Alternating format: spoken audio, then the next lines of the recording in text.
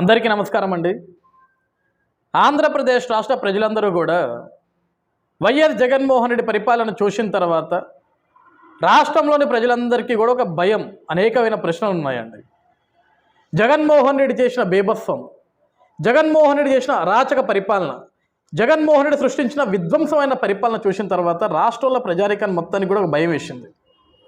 ఇంకా ఆంధ్రప్రదేశ్ రాష్ట్రం బాగుపడుతుందా? అసలు ఆంధ్రప్రదేశ్ రాష్ట్రానికి ఇక జీవితం ఉంటుందా? ఈ రాష్ట్రంలో మనకి బ్రతకడానికి మనుగడ ఉంటుందా? మన బిడ్డలకి భవిష్యత్తు ఉంటుందా? అసలు ఆంధ్రప్రదేశ్ రాష్ట్రం మళ్ళీ ఎప్పుడు కళ్ళు తెరుస్తుంది? మళ్ళీ ఎప్పుడు ఊపిరి పోసుకుంటుంది? 2014లో చంద్రబాబు నాయుడు గారి సారథ్యంలో అప్పుడప్పుడే పుట్టి అప్పుడప్పుడే ఊపిరి పోసుకుంటున్న అమరావతి రాజధానిని, ఆంధ్రప్రదేశ్ రాష్ట్ర భవిష్యత్తుని ఒక్క ఛాన్స్ అనే పేరుతోటి ప్రజల్ని మాయ చేసి, నమ్మించి, మోసం చేసి, తడిగుడ్డలతోటి గొంతులు కోసి అధికారం చేపట్టిన జగన్మోహన్ రెడ్డి రాష్ట్ర రాజధాని అమరావతిని చంపేశాడు. వెలుగుల్లో ఉండాల్సిన ఆంధ్రప్రదేశ్ రాష్ట్రాన్ని చీకట్లోకి తోసేశాడు. ఆంధ్రప్రదేశ్ రాష్ట్ర భవిష్యత్తుని 30 ఏళ్ళు వెనక్కి పంపించేసి అంధకారంలోకి నెట్టేశాడు. అలాంటి ఆంధ్రప్రదేశ్ రాష్ట్రం మళ్ళీ బాగుపడుతుందా? మళ్ళీ అభివృద్ధి పరంగా పరుగులు పెడుతుందా అని అనేకమైన ప్రశ్నలు రాష్ట్రంలో ప్రజలందరికీ కూడా మదిలో మెసులుతూ ఉన్నాయండి. కానీ ఈరోజు ఆంధ్రప్రదేశ్ రాష్ట్ర ప్రజలందరికీ కూడా ఒక ధైర్యం వచ్చింది. ఈ 10 నెలల కాలంలో ఎప్పుడైతే చంద్రబాబు నాయుడు గారు నారా చంద్రబాబు నాయుడు అని ఎప్పుడైతే ప్రమాణ స్వీకారం చేశారో ఆ రోజు నుంచి ఈ రోజు వరకు ఈ 10 నెలల కాలంలో కూడా ప్రజలందరికీ ఒక ధైర్యం వచ్చింది, ఒక నమ్మకం వచ్చింది. రోజు రోజుకి ఇంకా ఆ నమ్మకం దృఢపడుతుంది, బలపడుతుంది. ఈరోజు మా బిడ్డలకు ఒక భవిష్యత్తు వస్తుంది, మళ్ళీ రాజధాని ఊపిరి పోసుకుంటుంది, మళ్ళీ రాష్ట్రానికి వెలుగులు వస్తున్నాయి. గత ప్రభుత్వాన్ని తలుచుకుంటే భయం వేసింది, నేటి ప్రభుత్వాన్ని తలుచుకుంటే ధైర్యం వస్తుంది. ఈ ధైర్యం ఇలానే కొనసాగాలి, మళ్ళీ ఏ అరాచక శక్తులు ఈ రాష్ట్రానికి రాకూడదని చెప్పేసి ఈరోజు ప్రజలందరూ కూడా భగవంతుని ప్రార్థిస్తున్నారు. ఈ గడిచిన 10 నెలల కాలంలో ఆంధ్రప్రదేశ్ రాష్ట్రంలో దాదాపుగా 20,000 కిలోమీటర్ల మేరకు రోడ్ల మరమ్మతులు జరిగాయి. ఈరోజు అద్దంలాగా మెరుస్తున్నాయి రోడ్లన్నీ కూడా, దానికి ప్రజలే సాక్ష్యం. ఈరోజు టెన్షన్గా 1వ తారీఖు పేదవాళ్ళందరికీ మనం పెన్షన్లు అందజేస్తున్నాం, ఉచితంగా గ్యాస్ సిలిండర్లు ఇస్తున్నాం. ఈరోజు గత ప్రభుత్వంలో జగన్మోహన్ రెడ్డి విద్యార్థుల జీవితాన్ని నాశనం చేయాలని ఎవరైతే చదువుకునే విద్యార్థులకి ఫీజు బకాయిలు పెట్టాడో ఆ పెండింగ్ బిల్లులన్నింటినీ కూడా, ఆ పెండింగ్ ఫీజు బకాయిలన్నింటినీ కూడా, రీఎంబర్స్మెంట్ డబ్బులన్నింటినీ కూడా విడుదల వారీగా ఈరోజు యువ నాయకుడు విద్యాశాఖ మంత్రి అయిన నారా లోకేష్ గారి చొరవతోటి అన్ని విడతల వారీగా క్లియర్ చేసుకోవడం జరుగుతుంది. ఈరోజు విద్యార్థుల కళ్ళల్లో, విద్యార్థుల జీవితంలో ఒక ధైర్యాన్ని, ఒక ఆనందాన్ని నింపడం కూడా జరుగుతుంది. గత ప్రభుత్వంలో జగన్మోహన్ రెడ్డి చేసిన అరాచకాలలో అండి రాష్ట్రానికి పరిశ్రమలు రావాల్సింది పోయి, రాష్ట్రానికి రావాల్సిన పరిశ్రమలు రాష్ట్రానికి రాకుండా ఇతర రాష్ట్రాలకు వెళ్ళిపోయాయి. సరే, జగన్మోహన్ రెడ్డి ఆంధ్రప్రదేశ్ రాష్ట్రానికి ఎటువంటి పరిశ్రమలు తీసుకురావడం లేదు. అతని చేతగానితనం, అతని మూర్ఖత్వం, అతని క్రూరత్వం. కనీసం ఉన్న పరిశ్రమలైనా సరే గతంలో చంద్రబాబు నాయుడు గారి అధ్యక్షతన ఎంఓయూల మీద సంతకాలు చేయించుకొని, భూములు కేటాయింపు చేయించుకొని పనులు ప్రారంభించమైన కంపెనీలైనా సరే ఉంటాయా అనుకుంటే లంచాల వసూల ముసుగులో రాక్షసత్వం చూపించి ఆంధ్రప్రదేశ్ రాష్ట్రం బాగుపడితే నేను తట్టుకోలేను, రాష్ట్రంలో యువతకి ఉద్యోగ అవకాశాలు వస్తే నేను తట్టుకోలేను, ఇది సన్ రైజ్ ఆంధ్రప్రదేశ్ రాష్ట్రంగా ఎదిగితే నేను తట్టుకోలేను, ఈ ఆంధ్రప్రదేశ్ రాష్ట్రాన్ని చంపేయాలని ఒక లక్ష్యంతో నాడు జగన్మోహన్ రెడ్డి తీసుకున్న దిక్కుమాల నిర్ణయాల వల్ల అనంతపూర్ జాకీ పరిశ్రమ పారిపోయింది. The great Amar Raja battery సంస్థ ఇక ఆంధ్రప్రదేశ్ రాష్ట్రంలో మేము ఉండమని వెళ్ళిపోయింది. వైజాగ్, నేను వైజాగ్ని రాజధానిగా చేసుకుంటా, వైజాగ్లోని ఇల్లు కట్టుకుంటా, వైజాగ్ని మొత్తం కబ్జా చేస్తానన్నమాట జగన్మోహన్ రెడ్డి.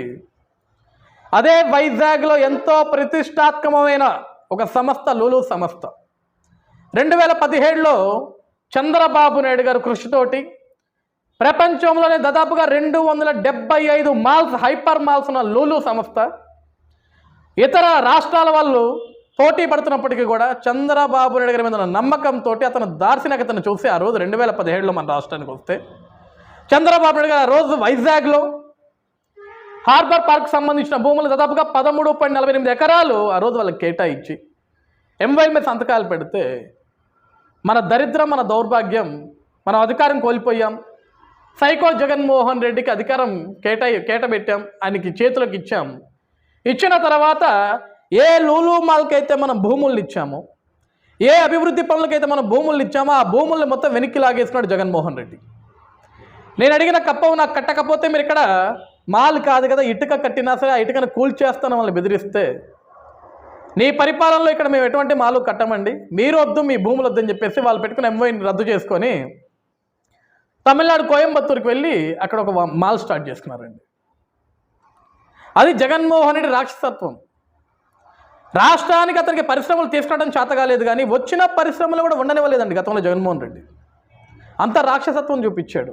ప్రతిదీ డబ్బే, నాకు డబ్బు ఇస్తేనే మీరు ఇక్కడ ఉంటారు, నాకు లంచం ఇస్తేనే మీరు ఇక్కడ ఉంటారు, నాకు మంచం వేస్తేనే మీరు ఇక్కడ ఉంటారు, లేకపోతే మిమ్మల్ని ఉండనివ్వను. మీరు ఎన్ని పర్మిషన్లు తీసుకొచ్చి నిర్మాణాలు కట్టినా సరే వాటిని జేసీబీలతో కూల్చేస్తాను, నేలమట్టం చేస్తాను వాళ్ళని బెదిరించి భయపెడితే ఎందుకుంటారండి? పారిపోయారు. ఇవన్నీ చూసి ప్రజలు విసుగు చెంది రాజన్న పరిపాలన తీసుకొస్తాన జగన్మోహన్ రెడ్డి రాక్షస రాజ్యం చేశాడు ఈ రాష్ట్రాన్ని, రాక్షస పాలన చూపిస్తున్నాడు. ఇటువంటి సైకోని భరించడం మన వల్ల కాదని జగన్ని ఓడించారు ప్రజలు. 151 స్థానాలు నావని విర్రవీగిన జగన్ని 11 స్థానాలకు పడేశారు ప్రజలు. ప్రతిపక్ష స్థానం లేకుండా చేశారు ప్రజలు. అయినప్పటికీ జగన్ ఓడిపోయినప్పటికీ కూడా ప్రజలకు అంత సంతోషంగా ఉన్న రాష్ట్రంలో సైకో పోయాడు. మళ్ళీ ప్రజల పరిపాలన వచ్చింది, ప్రజా పరిపాలన వచ్చింది. చంద్రబాబు నాయుడు గారు వచ్చారు. ధైర్యంగా ఉండొచ్చు, మన బిడ్డలు ధైర్యంగా చదువుకోవచ్చు, మన బిడ్డలకి ఒక మంచి భవిష్యత్తు ఉంటుందని ఒక నమ్మకం ఉంది. కానీ జగన్ సృష్టించిన అరాచకాలను చూసిన తర్వాత మన రాష్ట్రానికి ఎవరు వస్తారు? ఇంకా ఏ నమ్మకంతో మన రాష్ట్రానికి వచ్చి పరిశ్రమలు కానీ పెట్టుబడులు కానీ పెడతారు? ఎట్లా నమ్ముతారు మనల్ని? ఎందుకంటే ప్రభుత్వాలు ఇప్పుడు శాశ్వతం కాదు కదా అని. కానీ ఈ ప్రశ్నలన్నిటికీ కూడా సమాధానం ఏదైనా ఉంది అంటే అది కేవలం చంద్రబాబు నాయుడు గారు మాత్రమే. తిరిగాడండి ఈ 10 నెలల కాలంలో. మళ్ళీ పారిశ్రామికవేత్తలందరి దగ్గరికి తిరిగాడు, పెట్టుబడుల సదస్సులకు వెళ్ళాడు, ఎంఓల మీద సంతకాలు పెట్టించుకున్నాడు. సంతకాలు పెట్టించుకోవటమే కాదు, వాళ్ళకు ఒక ధైర్యాన్ని ఇచ్చాడు. ఏ ప్రభుత్వాలు మారినా సరే మిమ్మల్ని టచ్ చేసే ఛాన్స్ ఉండదు, అంత పారదర్శకంగా మీకు మేము పర్మిషన్లు ఇస్తాం, ధైర్యంగా అడుగులు ముందుకు వేయండి. ఇక ఆంధ్రప్రదేశ్ రాష్ట్రంలో సైకో పరిపాలన ఉండదు, సైకోలు రాజ్యం వేలరు, సైకోలు అనే వాళ్ళు ఆంధ్రప్రదేశ్ రాష్ట్రంలో లేకుండా తరిమేసే బాధ్యత నేను తీసుకుంటా. మా రాష్ట్రంలో మీరు నిర్మాణాలు చేపట్టండి, పెట్టుబడులు పెట్టండి, పరిశ్రమలు తీసుకురండి, మా రాష్ట్రంలో నెలకొల్పండి, మా రాష్ట్రంలో ఉద్యోగ అవకాశాల కోసం ఎదురు చూస్తున్న నిరుద్యోగులకు ఉద్యోగ అవకాశాలు కల్పించండి. మీ సంస్థల్లో మీకు కావాల్సిన భూములు నేను కేటాయిస్తా, మీకు కావాల్సిన పరిసరాలు నేను ఇస్తా, మీకు కావాల్సిన ఎన్విరాన్మెంట్ నేను క్రియేట్ చేసి ఇస్తాను, ధైర్యంగా ముందుకు రండి అన్నాడు. 1కి 10 సార్లు వాళ్ళని కలిసి వాళ్ళలో ధైర్యాన్ని నింపి ఈరోజు ఆ ప్రాజెక్ట్స్ అన్నింటినీ కూడా మళ్ళీ వెనక్కి తీసుకొస్తున్నాడు. దట్ ఈజ్ నారా చంద్రబాబు నాయుడు గారు. లూలు 2017లో ఎంఓయూ మీద సంతకం పెట్టించుకుంటే 2019లో మనం అధికారం కోల్పోయిన తర్వాత జగన్మోహన్ రెడ్డి పరిపాలన చూసి భయపడి పారిపోయారండి. ఆ రోజే వీళ్ళు పనులు ప్రారంభించుంటే ఈ పార్టీకి Lulu hyper mall, hyper market అద్భుతంగా వైజాగ్లో విస్తరించబడేది. చెడగొట్టేశాడు జగన్మోహన్ రెడ్డి. కానీ ఈరోజు మళ్ళీ వాళ్ళు వెనక్కి వచ్చారంటే సంతోషమైన విషయం. ఏ వైజాగ్ నుంచి అయితే వెళ్ళిపోయారో, ఏ భూములు అయితే జగన్మోహన్ రద్దు చేశారో అదే వైజాగ్లో అవే భూములు మళ్ళీ ఈరోజు కూటమి ప్రభుత్వం ఒక జీవో ఇచ్చి వాళ్ళకు ఒక ధైర్యాన్ని ఇచ్చింది, ఆ భూములు కేటాయించింది, మీరు పనులు మొదలుపెట్టుకోమని చెప్పింది. ఈరోజు ఆ లూలు సంస్థల వాళ్ళు కూడా చెప్పారు, మీరు కేటాయించిన భూముల్లో మేము ఈరోజు పిల్లలు ఆడుకునే దానికి ఒక అమ్యూజ్మెంట్ పార్క్ కడతాం, 8 మాల్స్ తోటి 8 స్క్రీన్స్ తోటి మొత్తం అన్నీ ఒక థియేటరైజ్డ్గా పెద్ద మాల్ కట్టేస్తాం, మీరు ఏదైతే ఆశిస్తున్నారో దానికి తగినట్లుగానే అద్భుతంగా నిర్మాణం చేస్తాం, ఉద్యోగాల కోసం ఎదురు చూస్తున్న నిరుద్యోగులకు అవకాశాలు కల్పిస్తాం, మా సంస్థను ఇక్కడ నెలకొల్పుతామని చెప్పేసి వాళ్ళు కూడా అంగీకరించడం ఇది ఒక సంతోషకరమైన విషయం.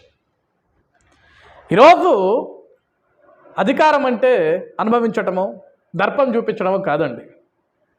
అధికారం అంటే, అధికారం చేపట్టడం అంటే రాష్ట్రాన్ని బాగు చేయటం, ప్రజలకి ధైర్యాన్ని ఇవ్వటం, యువతకు ఒక భవితను చూపించటం, నిరుద్యోగులకు ఒక దారిని చూపివ్వటం. ఈరోజు రాష్ట్రాన్ని అభివృద్ధి పరంగా అగ్రస్థానంలో నిల్చోబెట్టడం, అది రాజకీయం అంటే, అది అధికారం అంటే. అది చంద్రబాబు నాయుడు గారు కూటమి ప్రభుత్వం ఈరోజు చేసి చూపిస్తున్నారు. నాకు దర్పం అవసరం లేదు, నేనేమి దౌర్జన్యాలు చేయాల్సిన అవసరం లేదు. ఈ భూమి మీద ఎవడు శాశ్వతం కాదు. మనం చేసే మంచే మనకి శాశ్వతం. మనం చేసే మంచే మన భావితరాలకు ఒక దారి, ఒక బాట. భావితరాల భవిష్యత్తును ఎవడు నాశనం చేయకూడదు. అలా నాశనం చేసిన వాడు ఎప్పుడు కూడా ఈ భూమి మీద ఎక్కువ కాలం ఉండడు. ప్రజల గుండెల్లో ఎప్పటికో ఎక్కువ కాలం ఉండడు. వాడు ఎన్ని అబద్ధాలు ఆడినా, ఎన్ని నాటకాలు ఆడినా సరే ఆ స్థానం పర్మనెంట్గా ఉండదు. కాబట్టి ప్రజల్ని ఇబ్బందులు పెట్టే పనులు మనం ఏది చేయొద్దు. రాష్ట్రం బాగుండాలి, ప్రజలు బాగుండాలి. ప్రజలు రాష్ట్రం బాగుంటేనే మనము బాగుంటాం, మన రాజకీయాలు బాగుంటాయని ఎప్పటికప్పుడు దిశానిర్దేశం చేసే వ్యక్తి నారా చంద్రబాబు నాయుడు గారు. గత రాక్షసత్వం పోయింది, ఈరోజు రామరాజ్యం వచ్చింది.